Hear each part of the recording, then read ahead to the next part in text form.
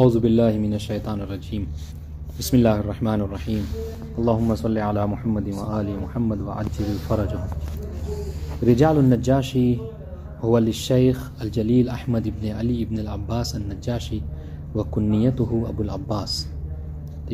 كان هذا الشیخ الجلیل معاصرا للشیخ الطوسی وكان في بعض الاحیان یشترکان فی الحضور علی استاذ واحد. ٹھیک ہے، یہ آج جو ہماری تیسری کتاب نے کہا تھا کہ ہمارے پاس جس طریقے سے حدیث کے باب میں کتب اربع ہیں اس طریقے سے رجال کے باب میں بھی کتب اربع ہیں. اچھا، حسن اتفاق یہ ہے کہ جس طریقے سے حدیث کے باب میں 2 کتابیں شیخ طوسی کی ہیں، اس طریقے سے رجال کے باب میں بھی 2 کتابیں شیخ طوسی کی ہیں. ان شاء اللہ جی. لیکن ہم اس سے پہلے شیخ طوسی کے متعلق جو پڑھ چکے ہیں. آج ہماری گفتگو جو ہے وہ رجال نجاشی کے متعلق. نجاشی جیسا کہ انہوں نے کہا کہ احمد ابن علی نام تھا اور ان کی کنیت جو ابو العباس تھی، اور یہ شیخ طوسی کے ہی ہم اثر تھے. ٹھیک ہے، بلکہ بعض دفعہ ایک ہی استاد کے یہاں دونوں ہی پڑھا کرتے تھے. ٹھیک ہے جی، تو زمیل بھی کہا جا سکتا ہے. ہاں ظاہر وہ دوست ہوں گے لیکن زمیل بھی کہا جا سکتا ہے. ٹھیک. وقد قیل فی مدح هذا الشیخ الجلیل الشیء الکثیر وجلالۃ قدرہ وعظم شأنہ فی طائفۃ اشہر من ان تحتاج الی نقل. اور جہاں تک ان کی عظمت، ان کی جلالت کے بارے میں، تو مطلب وہی کہتے ہیں سورج کو آئینہ دکھانے والی بات ہے. ٹھیک ہے، چونکہ جس نے بھی ان کے متعلق جو کہا ہے تو وہ نیک ہی کہا ہے. سمجھ رہے ہیں؟ یعنی بہت عظیم الشان تھے، شیخ الطائفہ تھے. ٹھیک ہے، اور اس سے وہ تعریف کے وہ محتاج نہیں ہے. جیسا ہم اردو میں کہتے ہیں، اس کا ترجمہ یہی صحیح لکھے کہ یعنی اشہر من ان تحتاج الی نقل. ٹھیک ہے، یہ سے تعریف کے محتاج نہیں. وقد الف هذا الشیخ کتابه لجمع اصحاب الكتب فقط فهو لا يذكر الا من له كتاب ثم يذكر طریقته الیہ وهو في هذا على منوال فہرست شیخ طوسی.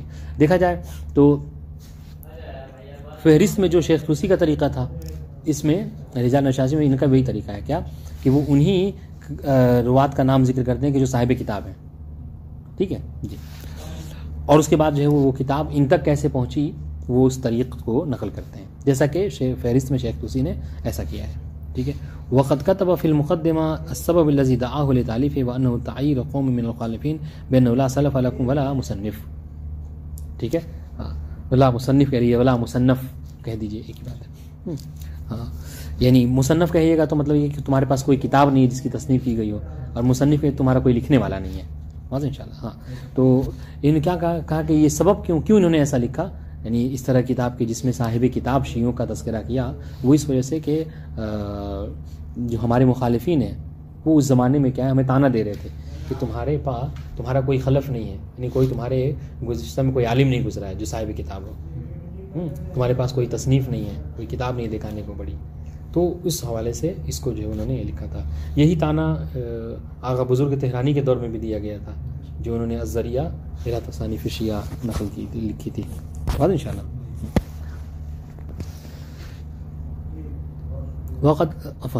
وقد كتب في المقدمة السبب الذي دعاه لتأليفه وأنه تعيير قوم المخالفين بأنه لا سلف لكم ولا مصنف. وقد قام بترتیب هذا الكتاب طبق الحروف الہجائیہ.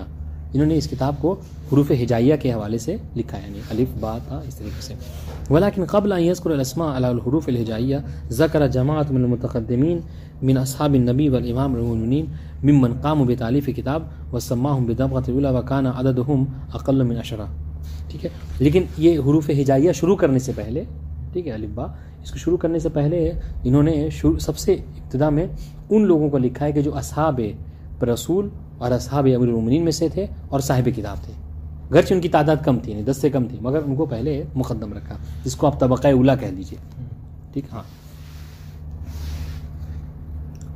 وبعد ان ذکر هذه الطبقة الاولى شرع في ذکر اسماء اصحاب الامام الباقر علیہ السلام ومن بعد من الائمہ طبق الحروف الہجائیہ. پھر اس کے بعد جو ہے کیا ہے، حروف ہجائیہ کے طور پر انہوں نے 5ویں امام کے جو صحابہ تھے صاحب کتاب، پھر جو ہے کیا 6 امام کے جو صحابہ صاحب کتاب تھے ان کا ذکر انہوں نے کیا ہے. ولم يلتزم قدس سره في المقدمة بالاشارة الى وساقط الشخص وضعفه ولكنه في اثناء الكتاب اخذ يذكر ذلك ولم يهمله الا نادرا. ہاں، تب یہاں پر آپ کے ذہن میں اگر سوال ہو یا پڑھنے والے کے ذہن میں سوال ہو کہ بھائی جو کام شیخ طوسی کر چکے ہیں انہوں نے پھر دوبارہ کیوں کیا، تو یہ کہہ سکتے ہیں کہ ٹھیک ہے، ہر چیز صحیح ہے، یعنی سیم ہے، یہ انہوں نے کیا مثلا صاحب کتاب کا نام لکھا. مگر ایک فرق یہ ہے کہ شیخ طوسی نے کیا کہا تھا, شیخ طوسی بس صاحب کتاب کا نام ذکر کرتے تھے, مگر کون موثق ہے کون ضعیف اس کو انہوں نے ذکر نہیں کیا, الا نادرن. انہوں نے کیا کیا, انہوں نے اس کتاب میں سب کا ذکر کیا, ٹھیک ہے, الا نادرن چھوڑا ہے کسی کے متعلق. احسن. تو اس وجہ سے کہہ سکتے ہیں کہ یہ بہت اہمیت کا حامل ہے. بعد ان شاء اللہ ٹھیک. وَيَعُدُّ هَذَا الْكِتَابُ مِنْ أَهَمِّ وَأَرْجَحِ مَا كُتُبَ فِي هَذَا الْفَنِّ. لیکن ایک چیز ایسی بھی ہو سکتی ہے نا, جب دونوں کتاب لکھتے ہیں ان دونوں کو تھوڑی معلوم ہوگا یہ بھی وہی کام کر رہے ہیں, یہ بھی وہی کام کر رہے ہیں. ہم اثر تھے, مثال زمین, آپ کوئی الگ کتاب لکھ رہے ہیں, ہم الگ لکھ رہے ہیں, پھر اس کے بعد شائع ہوتی ہے. نہیں, اس میں تو زیادہ احتمال یہ ہے کہ پتہ ہوگا, اس میں زیادہ احتمال یہ ہے. جیسے دیکھیں نا, اب ہم اور آپ ہیں, ہم عصر ہیں, تو ہم اپنی ساری چیزیں آپ کے بارے میں جانتے ہیں, آپ ہماری ساری, آپ نہیں جانتے ہیں کہ سمیع بھائی ابھی کون سا درس پڑھا رہے ہیں, کیا کر رہے ہیں, ان کی کیا مشغولیت ہے, بالکل جانتے ہیں. آپ رجال پہ کتاب لکھ رہے ہیں, جیسے آپ ہمیں معلوم ہے آپ کیا کیا پڑھا رہے ہیں, کون کون سی کتاب پڑھا رہے ہیں, لیکن یہ نہیں پتا کون کون سا مادہ پڑھا رہے ہیں. جیسے ابھی اصول کی کتاب میں مادے ہوتے ہیں, تو یہ جو احتمال ہے نا یہ کم ہے, اور اس سے زیادہ کہیں احتمال پایا جاتا ہے کہ بہت بڑا مسودہ تھا نا کہ جانتے ہوں گے. لیکن کیا ہے کہ یہ ہے کہ یہ ایک بڑا بہت بڑی پوائنٹ ہے, کیونکہ رجال میں اصل رجال کہتے ہی اسے ہیں کہ جس میں ضعیف اور وثاقت وغیرہ کیا ہو, طے ہو. سمجھ رہے ہیں, یہ اصل رجال یہی ہے. جی. اور یہ کتاب جو کیا ہے, یہ وَيَعُدُّ هَذَا الْكِتَابُ, ٹھیک ہے, من اہم وارجح ما کتب فی هذا الفن, اس فن کی, رجال کی اہم ترین کتابوں میں سے اس کتاب کو گردانا جاتا ہے. بل قیل انه عند المعارضه بین کلام الشیخ والنجاشی فی توثیق شخص وتضعیف یقدم کلام النجاشی, بلکہ یہاں تک کہا گیا ہے کہ اگر تعارض ہو جائے کلام شیخ طوسی اور کلام نجاشی میں, ہاں, کسی کی وثاقت کے متعلق, تو ان کے کلام کو ترجیح دی جاتی ہے. بعد انشاءاللہ. جی. والوجه في أرجحية هذا الكتاب تتجلى لمن يلقي نظرة عليه, فإن الملاحظ للكتاب المذكور يجد فيه شيء الكثير من الدقة والاطلاع الواسع بالأنساب وأخبار القبائل, فتجده حينما يذكر بعض الأشخاص يذكر أولاده وإخوانه وأجداده وأحوالهم حتى كأنه واحد منهم. اچھا, کیوں بھی کہا کہ بھائی شیخ طوسی بھی کوئی ہلکے میں نہیں تھا, انسان تھے, وہ بھی شیخ الطائفہ تھے, تو پھر جب دونوں میں تھا تو آپ اس کو کیوں ارجح مانیں گے؟ کہا اس لیے کہ اگر آپ کریں کہ اس کے لیے ہم کو کہنے کی ضرورت نہیں ہے, آپ ایک بار رجال نجاشی کو اٹھا کر دیکھ لیجئے تو آپ خود اس بات کا فیصلہ کریں گے. کیوں؟ اس لیے کہ رجال نجاشی میں جو دقت ہے, ٹھیک ہے, جو گفتگو ہے, جو حالات بیان کیے گئے ہیں رابی کے, جس کو ذکر کر رہے ہیں, تو اس کے کس کا بھائی ہے, کس کا پوتا ہے, کس کا نسب کیا ہے, اس کا سب کچھ, اس کا بیان, سب قبیلہ کیا ہے, سب کچھ ذکر کر رہے ہیں. اس طریقے سے گویا کہ یہ انہی میں سے ایک یہ بھی ہیں, ساری اطلاعات ہیں. تو بہرحال ظاہر سی بات ہے اس سے ترجیح دی جائے گی. ہم لفظی ترجمہ نہیں کر رہے ہیں, مگر یہ کہ اگر اس کو کوئی وہ سنے تو مطلب آسان سی بات ہے, یہ واضح ہے. ٹھیک ہے, یعنی بہت زیادہ وسیع اطلاع ہے ان سے, انصاب وغیرہ کے بارے میں, قبیلوں کے بارے میں, سب کا ذکر کرتے ہیں. وكيف لا يكون كذلك واكثر روات من الكوفه ونواحيها والنجاشي الكوفي ومن وجوه اهلها ومن بيت معروف فيها. اچھا, کہ ایسا ہو بھی کیوں نہ, اس لیے کہ اکثر جو روات ہیں وہ کوفہ کے ہیں, اور نجاشی خود کوفے کے ہیں, اور بلکہ کوفے کے کوئی عام آدمی نہیں, بلکہ کوفے کے بڑے گھرانوں میں سے, بڑے قبیلے میں سے ان کا بھی شمار تھا, بڑے یعنی وجیح چہرہ تھا ان کا بھی, اور انشاءاللہ اشراف کوفہ میں سے تھے. تو ظاہر بات ہے سب کے بارے میں جانتے ہیں. ھذا مضاف الی ما تقدم من تشعب علوم الشیخ وکثرت تعلیفاته وتراکم اشتغاله بخلاف النجاشی فهو اشبه بصاحب الاختصاص فی حقل معین. ہاں, اس کے بعد ایک یہ بھی بات کہی جا سکتی ہے کہ یہ سمجھ لیجئے کہ شیخ نجاشی کیا ہیں, رجال کے اسپیشلسٹ ہیں. کیا مطلب؟ یعنی شیخ طوسی ان کی ہر باب میں آپ کو کتاب مل جائے گی, ٹھیک ہے, ان کے پاس بہت زیادہ, کل بھی ہم صبح پڑھا ہے نا, کہ ان کی بہت زیادہ مشغولیتیں تھیں, ہے نا, کتابیں لکھنا, مرجع وقت تھے, محاضرہ دینا, ساری چیزیں. اور یہ کیا ہے, ان کا بس کوئی خاص کام نہیں تھا, بس یہ کہ یہ رجال میں ہی اسپیشلسٹ تھے. تو ظاہر سی بات ہے ان کو جو صاحب اختصاص ہوتا ہے اس کی بات کو ترجمہ دی جاتی ہے. ٹھیک ہے. ہاں, اب سوال یہ والا وہ کہ بھائی جب شیخ طوسی نے یہ کام کر دیا تھا کہ شیعوں میں سے جو اصحاب کتاب تھے ان کا ذکر کر دیا ہے, تو پھر آپ نے لماذا التالیف الثانی, جب یہ کتاب اسی زمانے میں زمیل نے لکھی ہے تو پھر آپ کو دوبارہ لکھنے کی کیا ضرورت تھی؟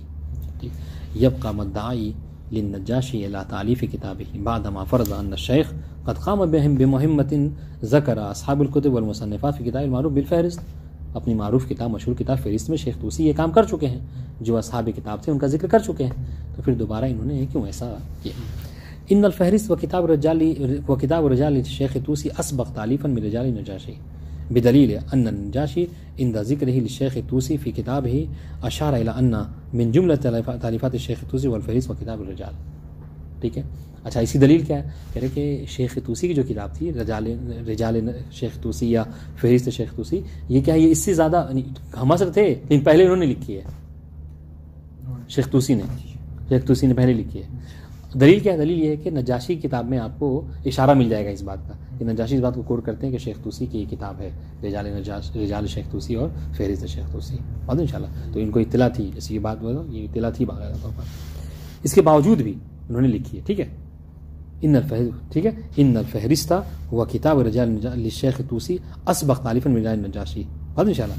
ٹھیک. وفی الجواب عن هذا السؤال، اس سوال کے جواب میں ہم یہ کہیں گے کہ کیوں پھر دوبارہ تالیف کی. وہ یہ کہ ينقل عن السيد البروجردي انه كان يرجح في نظره ان النجاشي الف كتابه كمحاولة لتصحيح ما في فہرست الشیخ طوسی. سید بروجردی کیا کہا کرتے تھے؟ وہ کہا کرتے تھے کہ ٹھیک ہے شیخ طوسی نے فہرست اور رجال جیسی کتاب لکھی، مگر یہ سمجھ لیجئے کہ انہوں نے لکھی اگر سمجھ لیجئے ایک کیا تھا، ایک تصحیح تھی شیخ طوسی کی ان کتابوں کی. بات انشاءاللہ. ہاں اس میں کیا ہے مطلب جو تضعیفات تھے یا جو مثلا جو کمیاں تھیں اس کو انہوں نے پورا کیا، یہ کہا جا سکتا ہے. ويمكن ان نضيف الى ذلك ان كتاب النجاشي يمتاز عن فہرست الشيخ بالتوسع في بيان حال الاشخاص الذين يذكرهم الامر الذي يبرر تالیف کتاب ثانی. بات انشاءاللہ. ہاں اور ایک اضافہ ہماری طرف سے لے لیے ایک جواب، وہ یہ کہ کہہ رہے ہیں کہ ایک وجہ یہ بھی ہے کہ کتاب نجاشی ٹھیک ہے موضوع وہی ہے، لیکن کتاب نجاشی رجال شیخ طوسی اگر خلاصہ ہے تو یہ سمجھ اس کی تفصیل ہے.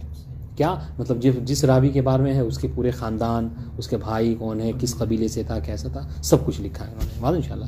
تو اس طریقے سے یہ نہیں کہا سکتا کہ وہی ہے، بلکہ بہت جس طریقے سے قسم اول اس کتاب کا اس کتاب کی قسم ثانی قسم اول نہیں ہے، قسم ثانی میں آپ کو بہت سارے مطالب مل جائیں گے. بہت انشاءاللہ. اس کے بعد رجال البرقی و ابن الغزائری. ٹھیک ہے. ہاں ہونا کا کتابان آخران متقدمان من حیث التالیف الکتب الاربع المتقدمہ. ان گزشتہ 4 کتابوں سے بھی مقدم یہ 2 کتابیں ہیں، رجال برقی اور رجال ابن غزائری. ٹھیک ہے.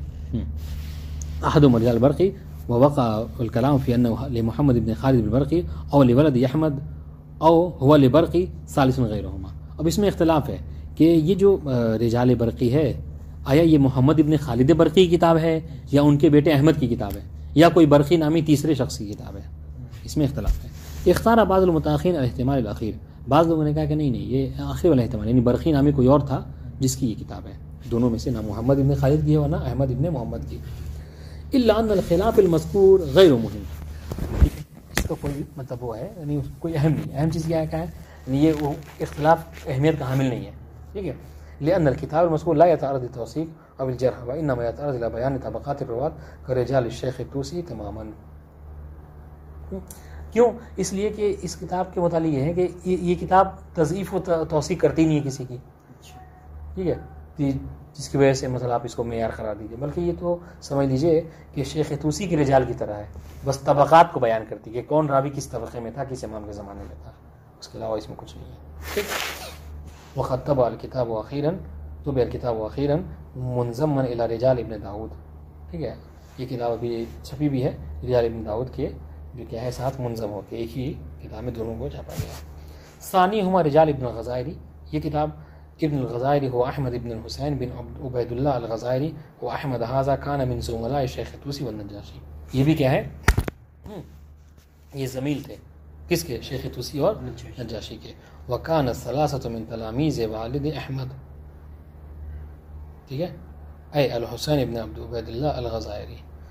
اور یہ تینوں جو ہیں کیا ہیں، شاگرد تھے کس کے؟ احمد کے، یعنی ابن غزائری کے والد کے. کس کے؟ حسین بن عبید اللہ الغزائری. یعنی یہ تینوں پڑھا کرتے تھے کس کے؟ احمد کے والد کے ہیں. ٹھیک ہے.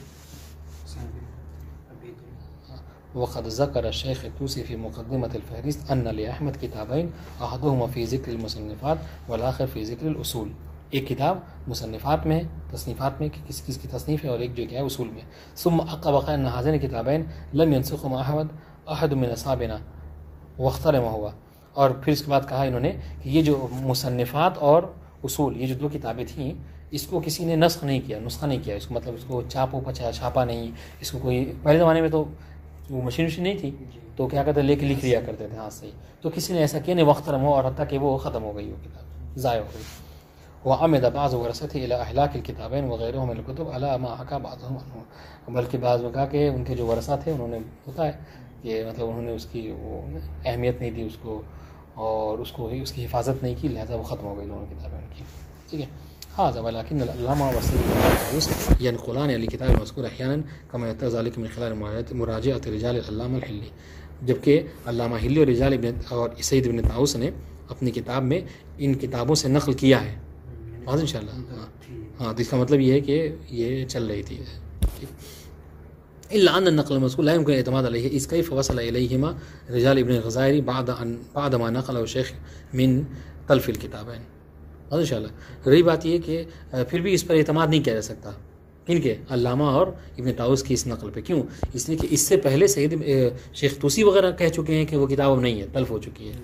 تو کہاں شیخ طوسی کا زمانہ اور کہاں علامہ کا زمانہ. بات ان شاء اللہ. ٹھیک. وما اپنی تقریباً سمجھ لیے 300 سال کا فاصلہ ہے. ٹھیک جی. وما غض النظر عن ذلك لا يمكن الاعتماد على النقل المذكور لجهالة طريق الكتاب المذكور لأنهما العلامة وابن طاؤس لم يذكر طريقهما إليه ليلاحظ أنه صحيح قابل اعتماد أو لا. اس کی بات کریں کہ اگر آپ اس کو غض نظر بھی کر لیجئے ٹھیک ہے پھر کہ مطلب جو کہہ رہے ہیں کہ شیخ طوسی کہہ رہے ہیں کہ تلف ہو گئی ہے پھر بھی ہم اس پر بھروسہ نہیں کریں گے علامہ اور سید ابن طاؤس کے اس نقل پہ. کہا کیوں؟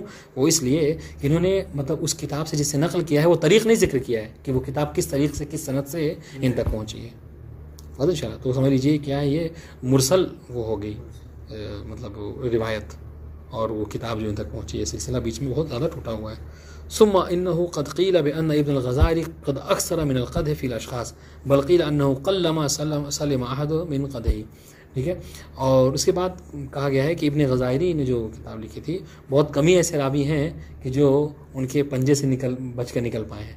اکثر کو انہوں نے قد بیان کیا اس کے ضعف کو بیان کیا ہے. ہاں بہت کم ہے کہ جن کو تو مؤثر جانا ہے. انہوں نے تعمل الباس فی الاخذ بتضیفات من هذه. یہی وجہ ہے کہ بہت سے لوگ ابن غزائری کے تضیفات کو نہیں قبول کرتے ہیں. ٹھیک ہے. یہ سب تو ضعیفی ہو گیا ان کی نظر میں. الا ان الكلام حول ذلك غیر بعد ما ذكرناه من تلف الكتاب وجهاله طریقے لے. کہ حالانکہ پھر بھی اس کی کوئی اہمیت نہیں ہے. سب سے بڑی جو کتاب ہوئی تو اس سے بحث کرتے. کتاب ہی تلف ہو گئی تو بحث کرنے کا کیا فائدہ. اس کے بعد ہماری اور بقیہ جو رجال کی کتابیں ہیں اس کا بس نام آپ کو گنوائے دیتے ہیں کہ ذہن میں رہے. ان الکتب الرجالی اربع المتقدم ذکرها رجال الکشی والنجاشی والطوسی والفہرست. یہ تو ہماری 4 مشہور کتابیں ہیں سن رجال کی. تو عرف بالاصول رجالیہ لان یہ اصول رجالیہ کے نام سے جانی جاتی ہیں. ٹھیک ہے.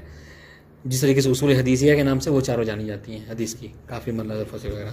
لان الاصل والمعتمد فی هذا المجال. کیوں؟ اس لیے کہ یہی 4 جو ہیں کیا ہیں اصل ہیں اور قابل اعتماد ہیں. ٹھیک ہے. رجال کے باب میں وَكُلُّ مَا أُلِّفَ بعدها فَهُوَ عَيَالُ عَلَيْهَا وَمُقْتَبَسٌ مِنْهَا. اس کے بعد جو بھی کتابیں لکھی گئی ہیں وہ سب انہی کو بیس بنا کر لکھی گئی ہیں. تو مصدر ہماری یہی ہے. ٹھیک. ومن اہم تلک الکتب المتأخرہ رجال العلامہ الحلی المعروف بخلاصۃ الاقوال. اور ہماری دوسری مشہور کتابوں میں سے یہ کیا ہے علامہ حلی کی خلاصۃ الاقوال کے نام سے جو چھپی ہے. ان العلامہ قسم کتابه هذا الى قسمين. علامہ نے اپنی اس کتاب کو رجال کو 2 حصوں میں تقسیم کیا. خصص القسم الاول لمن يعتمد على روایته والقسم الثاني للضعاف الذين لا يعتمد على روایته. ٹھیک ہے. پہلی قسم میں ان لوگوں کا تذکرہ کیا ہے کہ جن کی روایت پر وہ بھروسہ کرتے ہیں موثق جانتے ہیں جنہیں. دوسری قسم میں کیا ہے ان کو ذکر کرتے ہیں جن پر وہ بھروسہ نہیں کرتے جو قابل موثق نہیں ہے. بس کیا ہے وہ اس پر ہو گیا. انہوں نے 2 فہرست بنا دی ہے. اگر قسم اول میں کوئی ہے تو موثق قسم ثانی میں ہے تو ضعیف. ختم. وغالبا ما يعتمد العلامہ فی کتابہ الکتب الاربع المتقدمہ حیث یذکر نص الفاظها. اور اس کتاب کو لکھنے میں علامہ حلی بھی عام طور سے انہی 4 کتابوں پر کیا ہے اعتماد کیے ہوئے ہیں. بعض جگہوں پہ آپ کو نص سے عبارت کیا ہے اتار کر لکھتے ہیں. ٹھیک ہے. واما الموارد القليله لا يعتمد فيها الكتب الاربعه المتقدمه فقد تقدم الاشكال في الاعتماد على توثيقاته فيها في اوائل الكتاب تحت عنوان توثيقات المتاخرين. اچھا رہی بات یہ کہ بعض وہ موارد کے جن میں علامہ حلی ان 4 کتابوں پر اعتماد نہیں کرتے اور ان سے غیر پہ کیا کرتے ہیں وہ اعتماد کر کسی کی وہ توثیق و تضعیف کرتے ہیں، تو سب سے بڑی بات یہ ہے کہ علامہ کی توثیق و تضعیف قابل قبول ہے بھی یا نہیں ہے. کیوں؟ اس لیے کہ یہ تو متاخرین میں سے ہیں، اور ہم محل بحث ہم اس کو ذکر کر چکے ہیں کہ آیا توثیقات متاخرین قابل قبول ہے یا نہیں ہے. بات ہو ان شاء اللہ. وخود الفت فی الآونۃ الاخیرہ کتب رجالیہ اخری من قبیل. آخری زمانے میں ہمارے یعنی اس زمانے میں بھی بہت ساری کتابیں جو ہیں لکھی گئی ہیں، ٹھیک ہے، رجال کے باب میں، جسے یہ سب نام ہیں، جسے رجال المرزا محمد الاسترابادی المعروف بمنہج المقال، یہ کتاب ہے. اس طریقے سے رجال سید بحر العلوم المعروف بالفوائد الرجالیہ، اور انشاءاللہ جی یہ یہیں پہ گھر ہے فیاض صاحب کے مکتب کے پاس، یعنی ان کی آل اولاد کی، ٹھیک ہے. وہ رجال الشیخ عنایت اللہ القہبہائی المعروف بمجمع الرجال، ٹھیک ہے. ورجال الشیخ ابی علی الحائری المعروف بمنتہى المقال. رجال سید مصطفیٰ التفریشی المعروف بنقد الرجال. رجال الشیخ محمد الاردبیلی المعروف بجامع الروات، اسی متعلق گفتگو گزری ہے. ورجال الشیخ محمد طه نجف المعروف باتقان المقال. ورجال الشیخ عبداللہ المامقانی المعروف بتنقیح المقال الى غیر ذلك من الکتب الرجالیہ. یہ سب کیا ہیں یعنی آپ سمجھ لیجئے یہی 300 سال 400 سال کے اندر لکھی گئی ہیں. وبعض هذه الكتب قام بجمع کلمات الشیخ توسی والنجاشی والکشی والعلامہ لا اکثر. ان میں سے بعض کتابیں تو وہ ہیں کہ جن میں یہی ملے گا آپ کو، کیا چاروں کتاب میں جو ہے اور جو علامہ کی کتاب میں ہے اسی کو جمع کر کے کتاب ہے. وقام البعض الاخر باجراء عملیت تحقیق عند معارضۃ اقوال الرجالیین. اور بعض کتابوں میں کیا ہے وہ یہ ہے کہ تحقیق کی گئی ہے، ٹھیک ہے. جب رجالین کے اقوال کو ذکر کیا گیا تو اس میں تحقیق کی گئی ہے کہ یہ کہاں سے انہوں نے کہا، کس مصدر کے مطابق. بس وأحسن ما ألف آخر في هذا المجال موجم رجال الحدیث ويمكن بیان مزایا کتاب المذکور فيما يلي، ٹھیک ہے. اور اس مجال میں آخری میں کہہ لیجئے جس طریقے سے طبقہ اولا میں کہہ لیجئے، مطلب سب سے ادھر جو ہے کیا رجال نجاشی کو بہت زیادہ امتیاز حاصل ہے.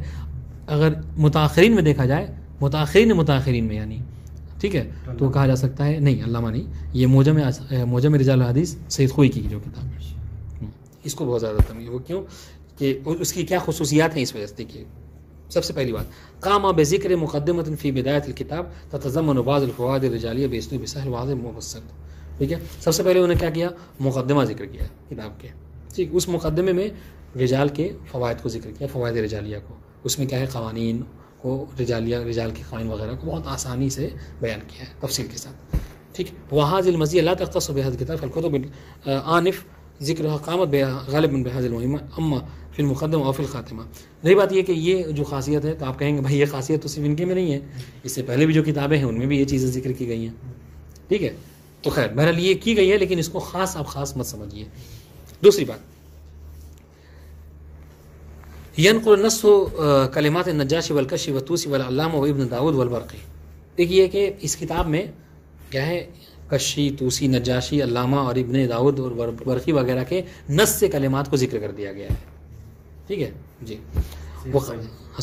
وقد ينقل فيما اذا كان الشخص من المتاخرين كلمات الشيخ منتجب الدين في فهرسته وابن شهر عاشور في المعالم العلماء. هذا ان شاء الله. وقد ينقل فيما اذا كان الشخص من المتاخرين، اور جب کوئی متاخرین میں سے ہو تو متاخرین میں سے ان کے متعلق جو کیا ہے شیخ منتخب الدین کی فہرست میں اور ابن شہر عاشور وغیرہ میں ذکر کیا ہے، ٹھیک ہے. وعلى هذا من يراجع المعجم يستغني عن مراجعة هذه الكتب. یہ وجہ ہے کہ اگر کوئی اس کتاب کو پڑھ لے معجم رجال الحدیث کو تو ان کتابوں سے کو پڑھنے کی ضرورت نہیں ہے. یعنی متاخرین میں سے منتخب الدین کی فہرست، ٹھیک ہے، ابن شہر عاشور کی معالم العلماء، ٹھیک ہے، اور اوپر کی جو کتابیں ہیں ویسا پڑھنے کی ضرورت ہے، بلکہ نص سے کتابوں کو اٹھا کر لکھا ہے. وعلى هذا من يراجع المعجم يستغني عن مراجعة باقي الكتب. تیسرا امتیاز، ان الراوی الواحد قد يرد في روايات او في الكتب الرجالية بعناوين متعددة. فأحمد بن محمد بن عيسى الأشعري قد يرد في روايات بعنوان أحمد تارة، وبعنوان أحمد بن محمد ثانية، وبعنوان أحمد بن محمد بن عيسى ثالثة، وبعنوان أحمد بن محمد بن عيسى الأشعري رابعة، وبعنوان آخر خامسة. والكتاب يقوم بذكر جميع هذه العناوين حسب تسلسل الحروف الهجائية. فالشخص الواحد إذا كان واحد بعناوين 6 يذكر 6 مرات وهكذا. اس کتاب کی خاصیت یہ بھی ہے کہ کبھی کبھی ایسا ہوتا ہے کہ ایک ہی شخص کو کئی طریقے سے آپ کو رجال کے باب میں اس کا ذکر ملے گا. کبھی اس کا نام ہے، کبھی اس کے نام کے اس کے باپ کا نام ہے، کبھی اس کے فقط قبیلے کا نام ہے.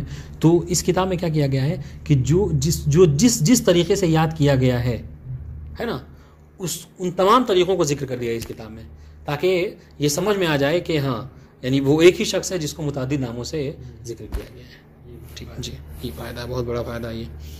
والکتاب یذکر بجمیع هذه العناوین حسب تسلسل حروف الہجائیہ, تسلسل حروف ہجائیہ کے تسلسل سے تمام عناوین کو ذکر کر دیتا. فالشخص الواحد اذا كان واردا بعناوین 6 یذکر 6 مرات, اگر ایک شخص 6 عناوین سے کتابوں موجود ہے رجال میں تو اس کو 6 عناوین ذکر کر دیتے ہیں. اور انشاءاللہ یعنی کیا مطلب, یعنی جیسے اگر کسی کو وقت کیا ہے اشعری کہا گیا ہے, اور انشاءاللہ تو الف میں جا کے حمزے میں جائیے گا تو اشعری میں ان کا ذکر مل جائے گا.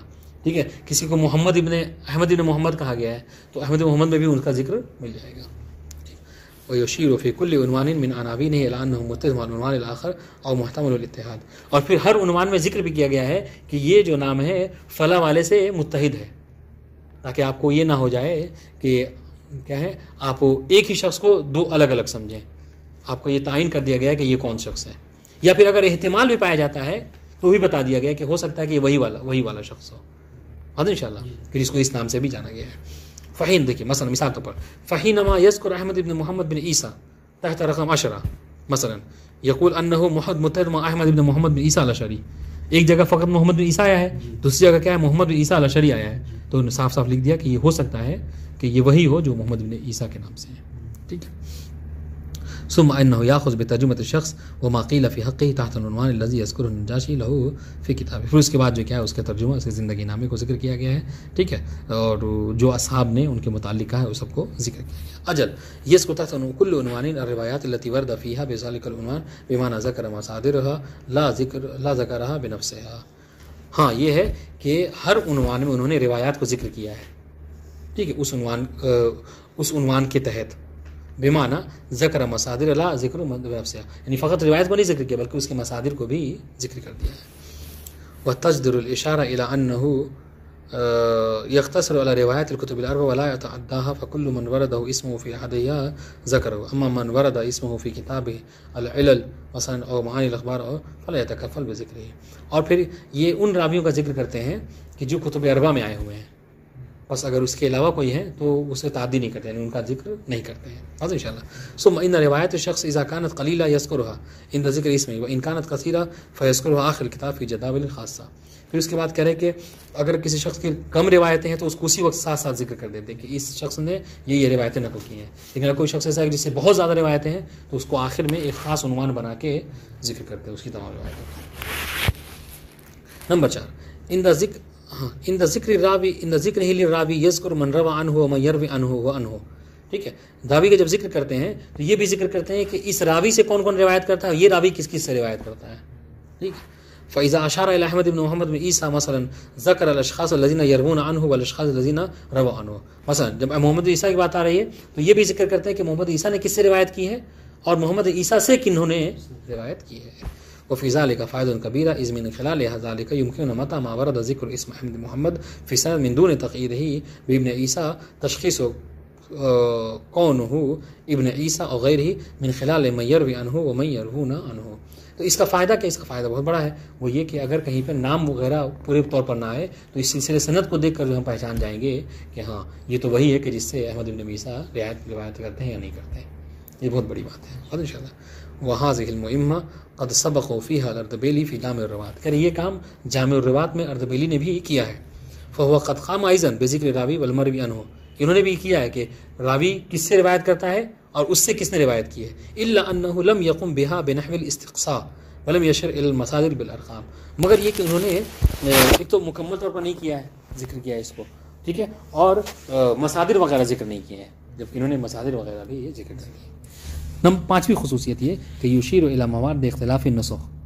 ٹھیک ہے, کہ اگر نسخے میں اختلاف وغیرہ ہے تو اس کو بھی ذکر کرتے ہیں. ہاں کہ فلاں کے پاس اس کا یہ نسخہ تھا, فلاں نسخے میں یہ بات, یہ سب بات ذکر کرتے ہیں. فإذا كانت نسخ الكافی اور بقیۃ الکتب الاربعہ مختلفہ فی اسم الراوی یشیر الی ذلک. اگر بعض نسخوں میں راوی کا نام الگ الگ ہے یا کچھ ہے تو سب کی طرف اشارہ بھی وہ کرتے ہیں. بہت بڑی بات ہے یہ.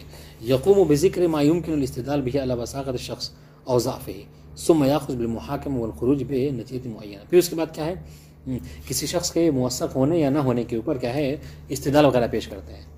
ہاں انشاءاللہ. ہاں پھر اس کے بعد دیکھتے ہیں کہ اس دلیل کے تحت کیا اس کو خارج مطلب موثق جانا جا سکتا ہے یا موثق نہیں جانا سکتا, پھر آخر میں نتیجہ دیتے ہیں. ہاں انشاءاللہ.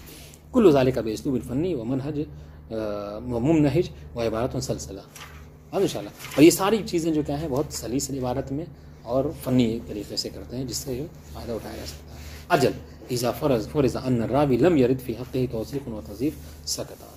ہاں یہ ہے کہ اگر کوئی راوی ایسا ہے کہ جس کے متعلق اس کی توثیق یا تضعیف وارد نہیں ہوئی تو یہ بھی وہاں پہ خاموش ہو جاتے ہیں, کوئی بھی حکم نہیں لگاتے ہیں. وہذا یعنی انه مجهول الحال ويحكم وبحکم ضعیف. اس کا مطلب کیا ہے؟ اس کا مطلب یہ اب اگر خاموش ہو گئے تو مطلب کیا ہے؟ مطلب کہ راوی مجهول الحال ہے اور حکم یہ لگایا جائے کہ یہ ضعیف ہے. ان شاء اللہ. واذا كان واردا في اسانید تفسیر القمی او کامل الزیارات اشار الى ذلك. ٹھیک ہے. اور اگر کوئی راوی ایسا ہے کہ جو تفسیر قمی میں یا کامل زیارات وغیرہ میں آیا ہوا ہے تو اس کی طرف اشارہ بھی کرتے ہیں. وہاں یعنی ثبوت و وثاقت لدے. اس کا مطلب یہ ہے کہ ان کے نزدیک یہ اسانید کامل زیارہ اور قمی کے بارے میں اگر کوئی آ جاتا ہے تو اس کو وہ موثق جانتا ہے. لأنه يبنى على وثاقت جميع من ورد في اسانید الکتابین المذکورین. واضح انشاءاللہ. ہاں کیوں؟ اس لیے کہ وہ یہ مبنی ہے ان کا کہ اگر کوئی تفسیر قمی یا کامل زیارت کے اس میں آ جاتا ہے سلسلہ میں تو وہ اس کے کیا کہتے ہیں وثاقت کے قائل ہو جاتے ہیں. ہاں انشاءاللہ.